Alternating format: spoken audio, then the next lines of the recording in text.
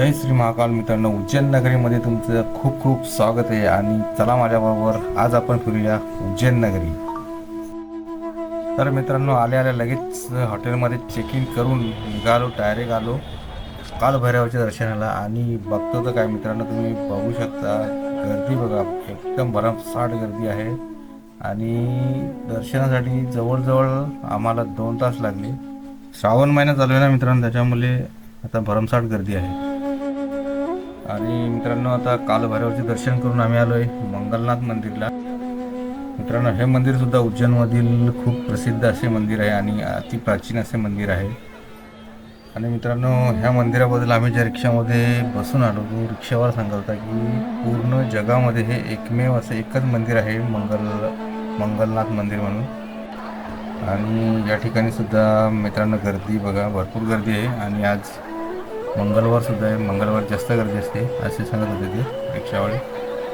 आणि मित्रांनो, ज्यांच्या कुंडलीमध्ये मंगल वगैरे आहे ते लोक या ठिकाणी पूजा करायला येतात.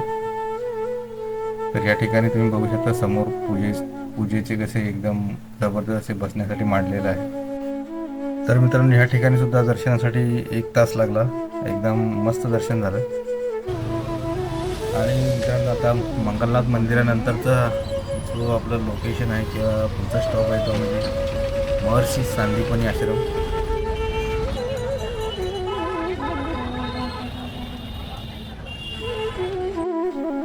मित्रांनो, हे ठिकाण सुद्धा उज्जैनमधील पवित्र आणि ऐतिहासिक असे ठिकाण आहे. श्रीकृष्ण, बलिराम आणि त्यांचे मित्र सुदामा यांनी महर्षी सांदीपनी यांच्याकडून ह्याच ठिकाणी शिक्षण घेतले होते.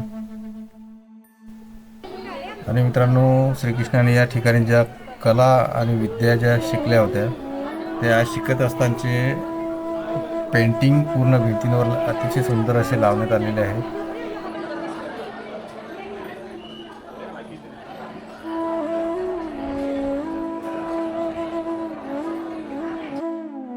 आणि तुम्ही समोर बघत असाल, हे आहे सर्वांग गोमती कुंड म्हणून आहे. आणि ह्याच्या बाजूला सुद्धा तुम्ही बघू शकता अशा पेंटिंग लावलेल्या आहेत.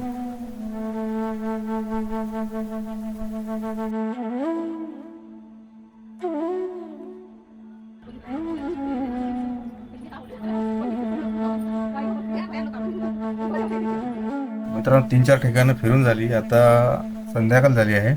आणि संध्याकाळी 5:30 वाजता आपण आलोय रामघाटवर. आणि हा बघू शकता तुम्ही समोरचा परिसर, हा रामघाट आहे. आणि मित्रांनो, तुम्हाला माहितीच आहे शिप्रा नदीची प्रसिद्ध अशी आरती याच ठिकाणी रामघाटावरतीच होते. आणि ती संध्याकाळी 6 वाजता होती. तीच बघण्यासाठी आपण आलेलो आहे. आणि बघूया पुढे जाऊन.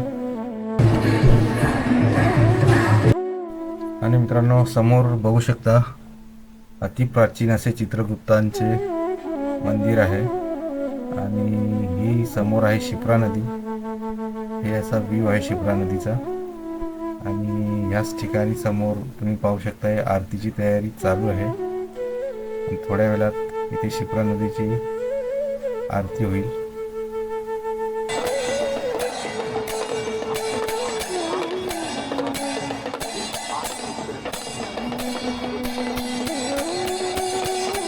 आरती झालेली आहे. आणि मित्रांनो, तिथूनच 5 मिनिटाच्या अंतरावर हे जय हरसिद्धी मंदिर आहे ते आलेलं आहे. आणि इथे सुद्धा 6:30-7च्या दरम्यान समोर तुम्हाला जे दीपस्तंभ दिसतात त्या ठिकाणी पूर्ण दीपस्तंभावर दिवे लावून आरती केली जाते. आणि तुम्ही पब्लिक बघू शकता ते बघण्यासाठी सगळ्या बाजूने भरपूर गर्दी झालेली आहे. आणि बघू शकता कसे दिवे लावले जात आहेत. आणि हे बघण्यासाठी खूप लांबून लांबून लोक येतात इथे. आणि खूप प्रसिद्ध असे मंदिर आहे. त्याचा इतिहास तुम्ही ऐका. एक ऐसा मंदिर रात में जिसकी दीवार पर जैसे ही आप कान लगाकर सुनोगे तो अंदर से किसी के हंसने की आवाज के साथ आपको पायल के बजने की आवाजें सुनाई देंगी। जी हाँ, मैं बात कर रही हूँ हरसिद्धि माता मंदिर की, जो मध्य प्रदेश के उज्जैन में स्थित है। माता सती के 51 शक्तिपीठों में से एक है। यहीं पर माता सती के बाएं हाथ की कोहनी गिरी थी। ये स्थान सम्राट विक्रमादित्य की तपोभूमि है। महान सम्राट राजा विक्रमादित्य माता हरसिद्धि के परम भक्त थे।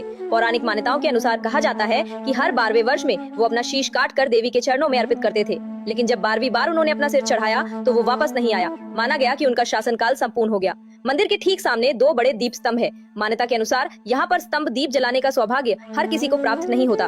कहते हैं कि स्तंभ दीप जलाते वक्त मांगी गई मनोकामना पूरी हो जाती है। आजचा दुसरा दिवस आहे मित्रांनो आणि सकाळी सकाळी महाकाल बाबाचं दर्शन करून बाहेर निघालोय आणि समोर हे जे मंदिर हे आहे भारत माता मंदिर म्हणून इथे आलोय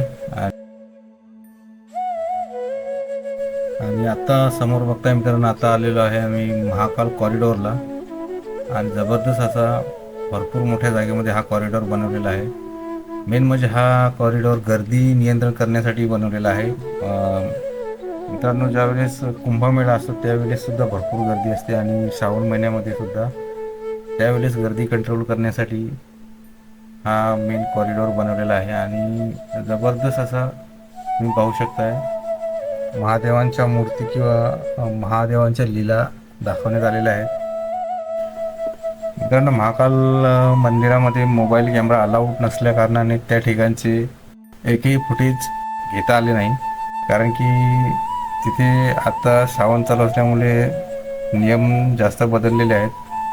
त्याच्यामुळे मी कॅमेरा मोबाईल रूममध्येच ठेवून गेलो होतो, त्यामुळे त्या ठिकाणचे एकही फुटेज घेता नाही आले। मित्रांनो व्हिडिओ आवडला असेल तर व्हिडिओला लाईक करा आणि चॅनलला सबस्क्राईब करा। भेटूया अशा एका नवीन व्हिडिओमध्ये।